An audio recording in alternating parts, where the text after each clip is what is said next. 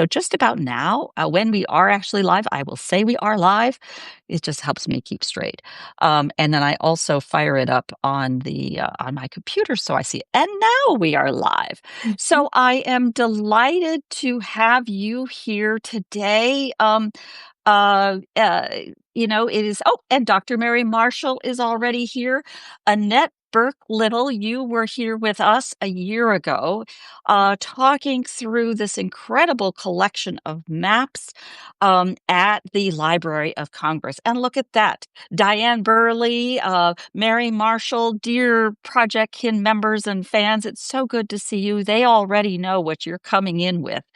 And these are a different kind of event in that there's no sharing of presentation slides. There's none of that because now we can go back and see the presentation that you did, and even more so, get excited and go dig on our own maps Mhm. by the families. So tell us a little bit more, first of all, about insights and perspectives that you've had about studying place from maps since a year ago. Well, I love maps. I said that in the in the presentation probably more than once. And I think that it's really important, um, whether we're studying our people or their places. I think it's really important for us to use maps to give a real sense of reality to the research that we're doing, to be able to point to a map and say, yes, there is my ancestor's name right on that piece of land that he owned. Um, and so I try to use maps as much as possible, both in my locations, my place study, which is a very small one. I mentioned it a little bit last year. The village of Sumner, Michigan, where lots of my mother's family lived. Um, but I also use maps all the time when I'm researching people as well, because tying a person to the place is such a profound thing to do. As we were talking before we went live, and Barbara, you said, my ancestors went to Kansas, but where? I need to know where in Kansas they were, and not just where in a county or a township, but where on the ground were they? Mhm. Exactly.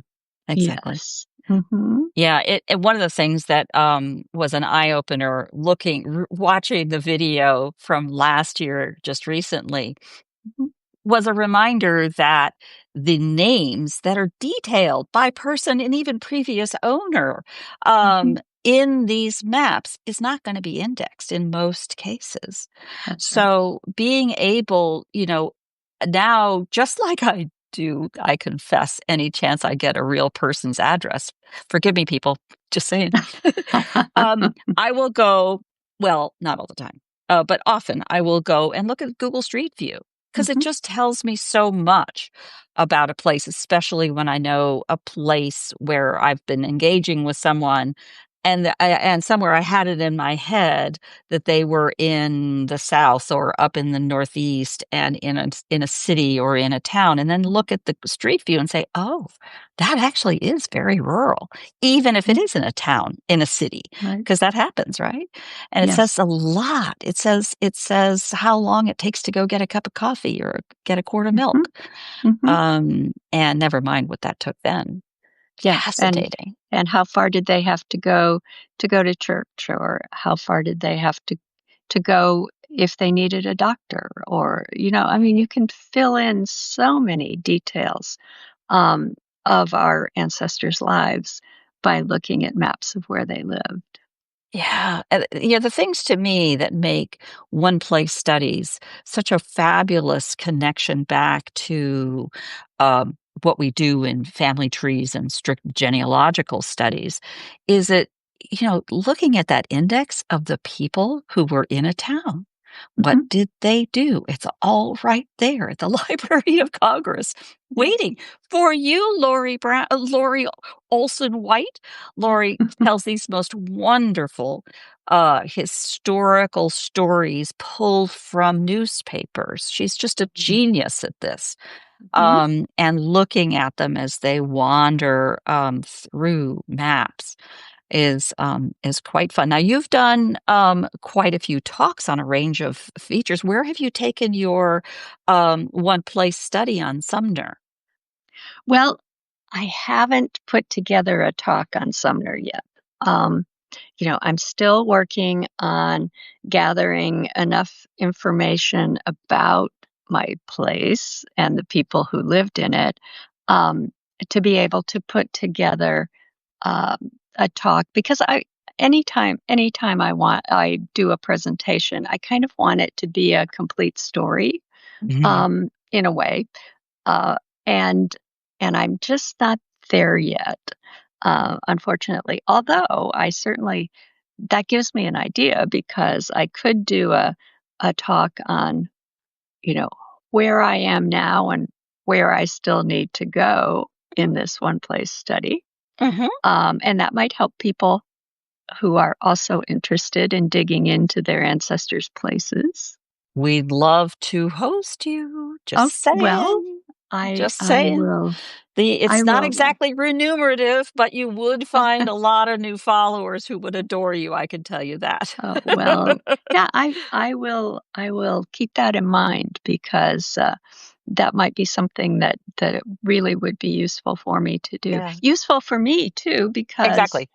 that would make me think in a little bit more focused way about exactly where I am with this Yeah, study and what more I need to do. So, yeah, thank yeah. you for that idea.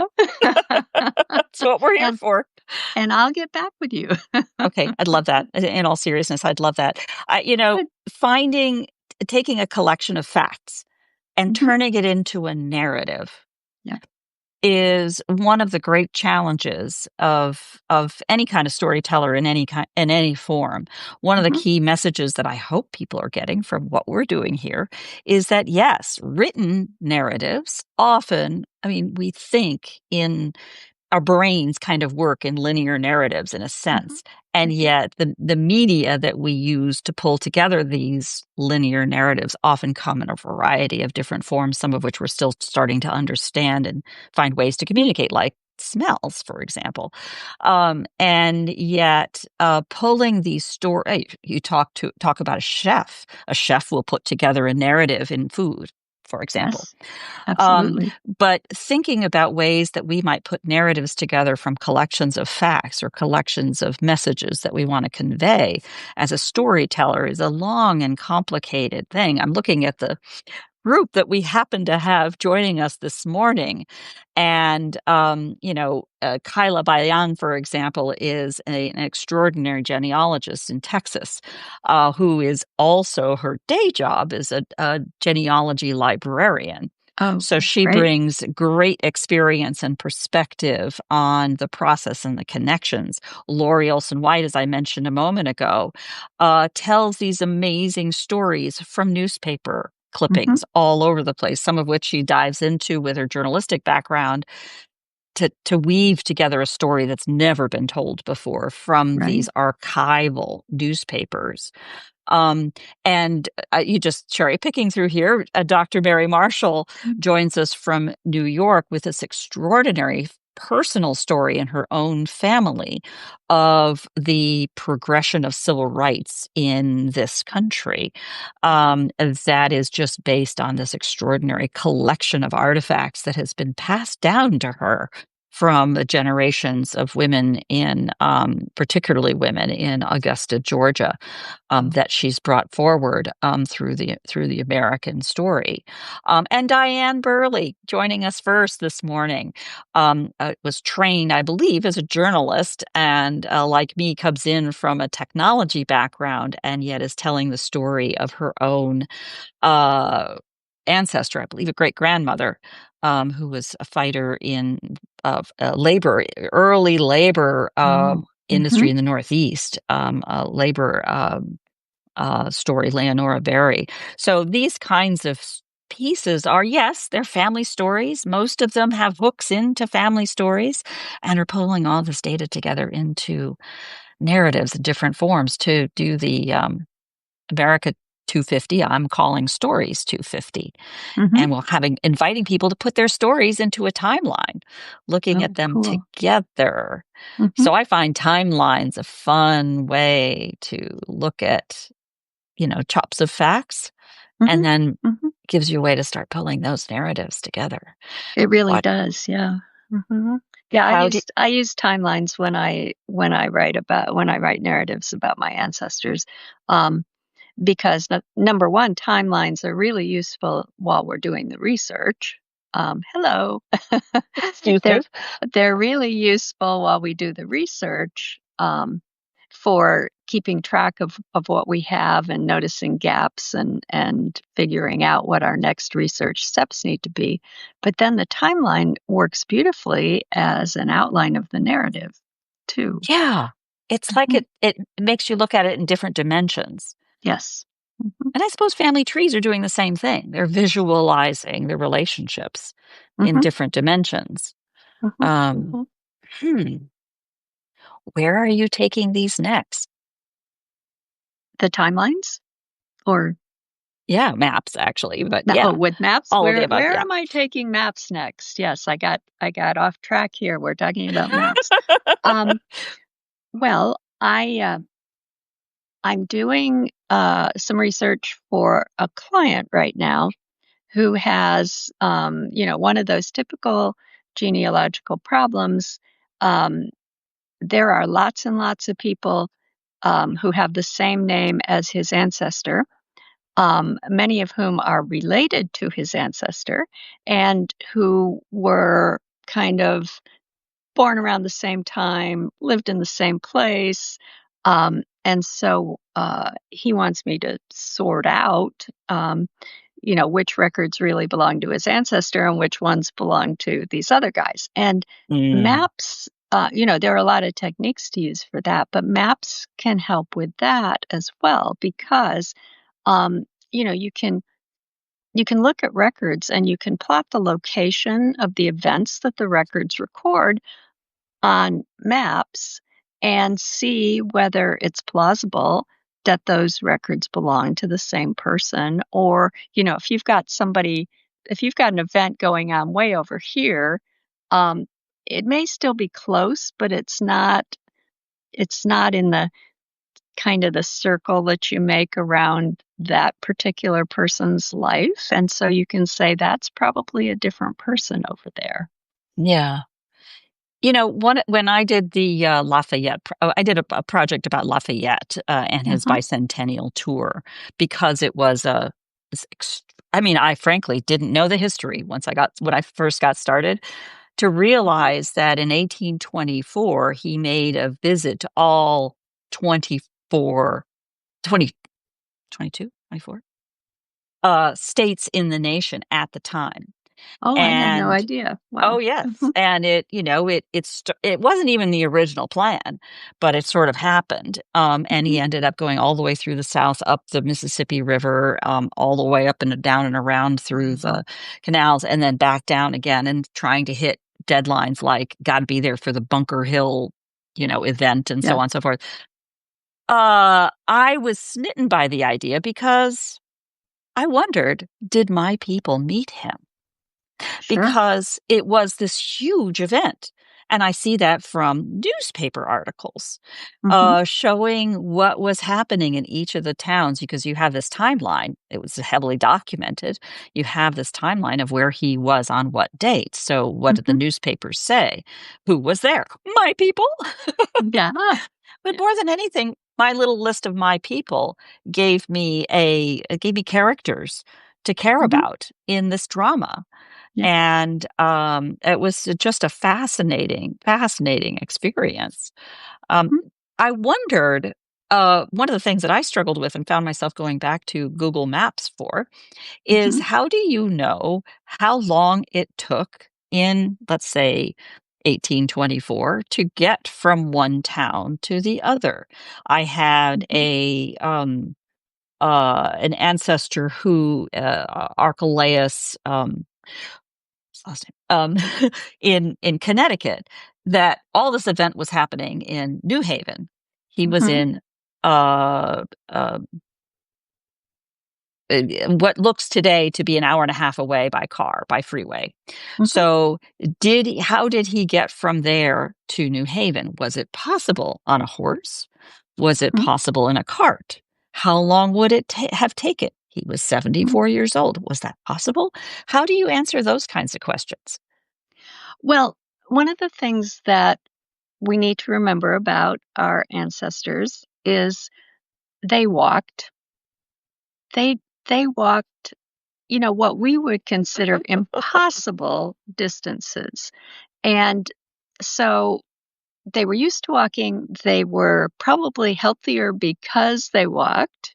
Mm, Um, and the the average human can walk about 3 miles an hour. That's a right, comfortable pace. right. Um, and so that's one piece of information that you can use. Um, there's also um, I have seen, and I don't have it right at the tip of my fingers, but I have seen a graphic that shows um, how long it would have taken by horse to get to certain areas, and I think it's focused on New England. It's focused Mhm. on quite early on the eastern part of the United States. But if I can find that again, I would be Oh, well, happy I'll to go search send you for it. the or you can go search for it. Oh, Yeah. I will, Um, absolutely.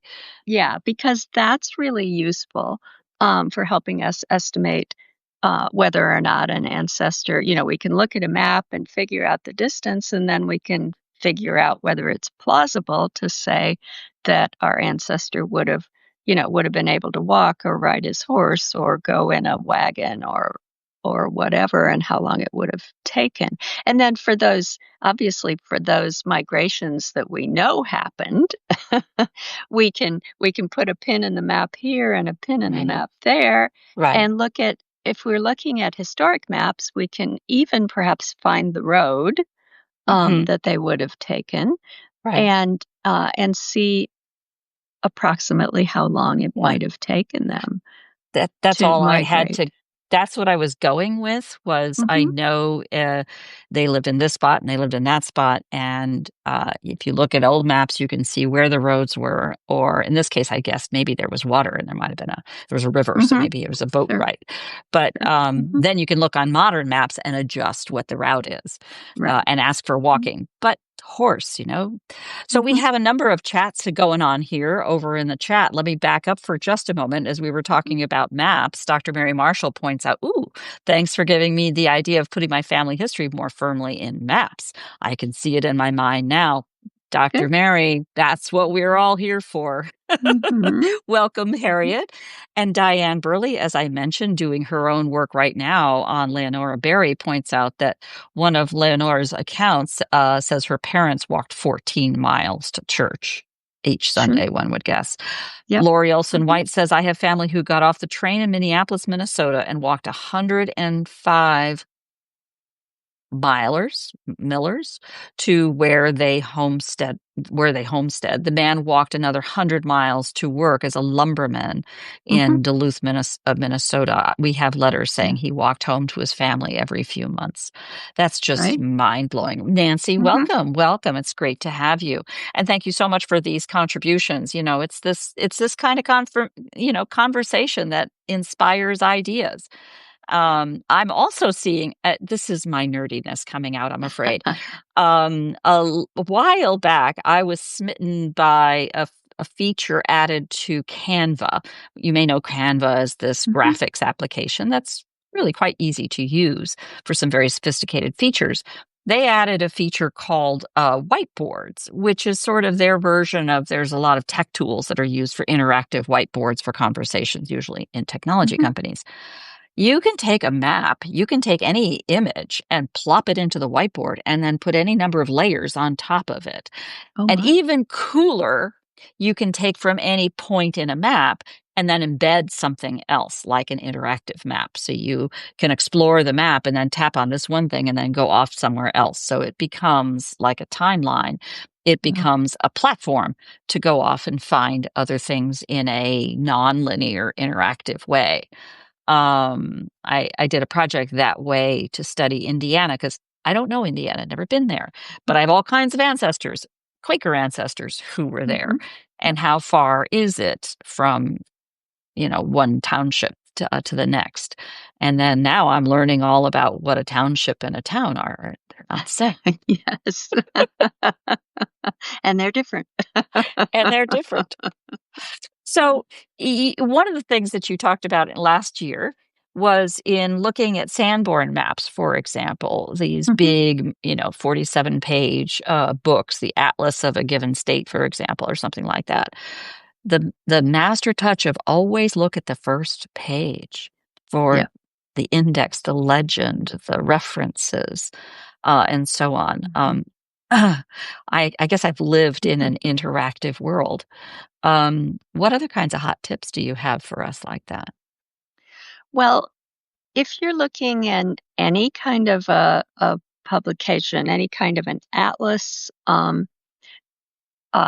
well, any kind of map is going to have, except the most remedial sort of you'll sometimes run across a really um, sort of primitive hand-drawn map of an area, which can be wonderful too.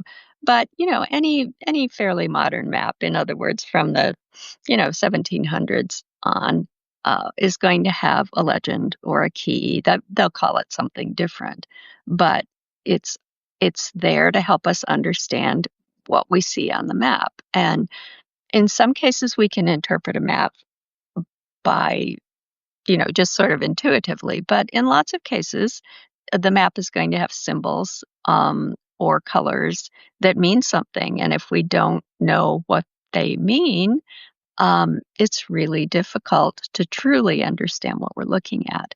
And with the Sanborn maps, which are just wonderful, and as I said in the presentation, Sanborn maps are wonderful for city research, but there are also Sanborn maps on the Library of Congress website for small towns and villages.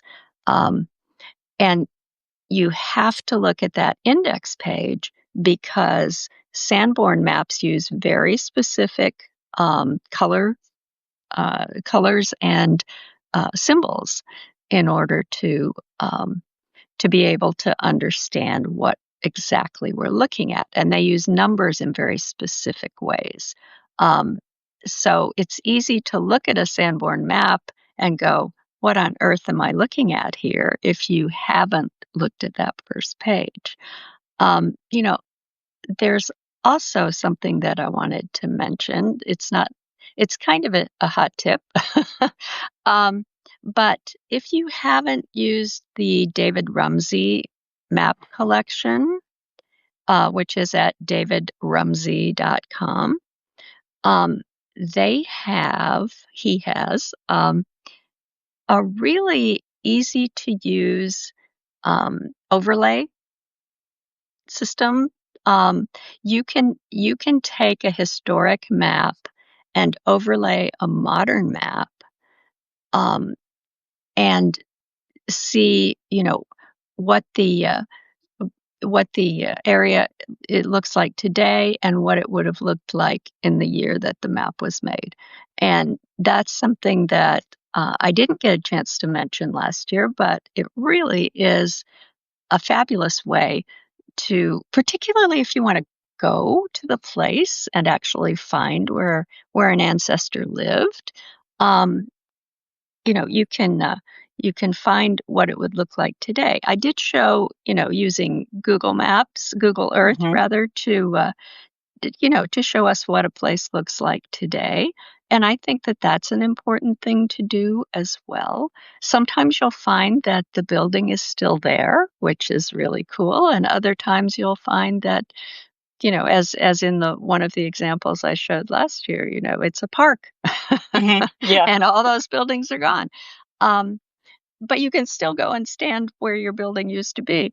Um, but I would definitely, take a few minutes to test drive that, overlay function in David Rumsey's Oh, maps. yes. Oh, yes. I'm a big fan of those, and, of course, the Rumney Center is here at Stanford, Oh, and okay. so Mhm. big fan.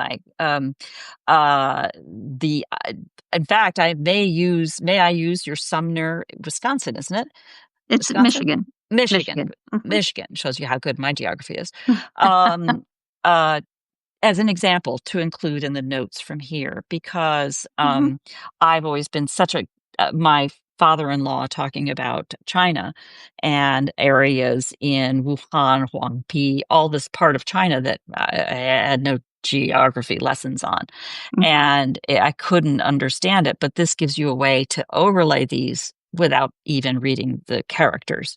Right. Mhm. And it's just so incredibly powerful as a way to understand and see things together. In fact, I think the underlay map that I've used in a whole lot of my marketing pieces for this series did Ah, come from the Rumsey the series. Ramsey Yeah, yeah, collection. yeah. Uh-huh. Yeah. These are just go ahead. Yeah, well, I hadn't even thought about, using the overlay feature in that way for maps that you can't read. Mhm. But yeah, what a great idea. My most of my ancestors came to North America in the 16 and 1700s, so I don't do a lot of overseas research, but what a wonderful idea. Oh, yeah. Wow. I mean, Yeah. any language, you see Mhm. these maps, and it's especially in other scripts like Cyrillic or something like that. Mhm. I have no Mhm. idea what's going on. And Mhm. it just clears that away. And then pretty soon, pattern recognition kicks in, and you start to recognize the words, even if you can't pronounce them Mhm. to Yeah. be able to understand. It's funny, as you were describing that, particularly the front page of Sanborn maps, Mhm. I was really thinking about how those legends are like the user interface. It's the Right. interface because we look at a book and the user interface we've already learned how to turn a page and what a character is, and a character forms a word, but where footnotes are. But, a map is just a different interface to Yes. information to be able to understand your way through that. And I Mhm. loved how you brought up the simple principle that Sanborn are Sanborn insurance maps. They Mhm. had a purpose. And Yeah. so that explains the detail over things like the pickle factory that That doesn't have a a night watchman. Yes. doesn't have a night watchman. So hello. Mhm. Yep. Mhm. No, these kinds of things are just so fascinating. Well, I hope this little conversation about the video you can also see, gives you an introduction to where some of these incredibly delightful resources are, and also how we can go back and keep looking at them again and discovering new things. You gave a wonderful example about how telling a story is something you're telling a story about now that you're going to come back to again later. Others Right. generations from now will come back to again later, which is at the root of why citations are so important Mhm. in our genealogy work, even though today we can find things very easily, but things may not be around in a future that looks for those documents Sure. or that can't figure out what the source was because it makes no sense relative to others. So that may tell another Mhm. story all by Mhm. itself. Well, I think my audience will join me in thanking you very deeply Well, for joining us today, coming out on a limb to try yeah, these my new technologies. my first Substack interview. Woohoo!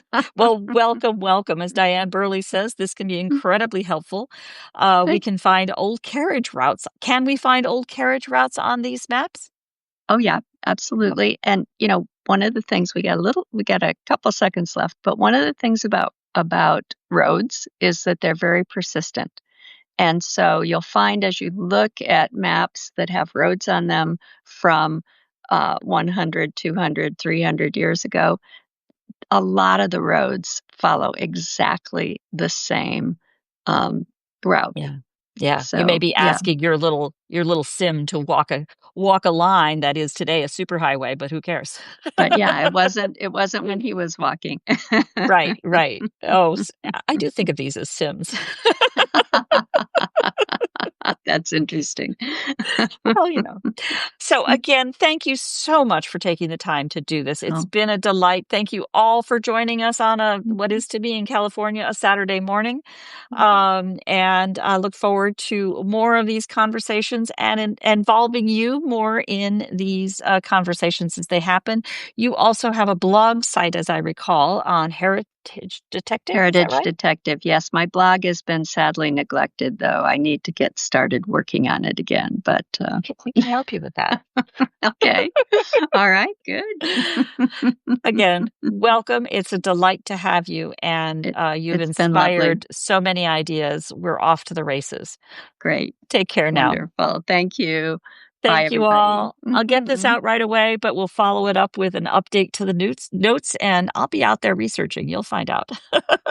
Good. Thank you. Bye bye now. Bye bye.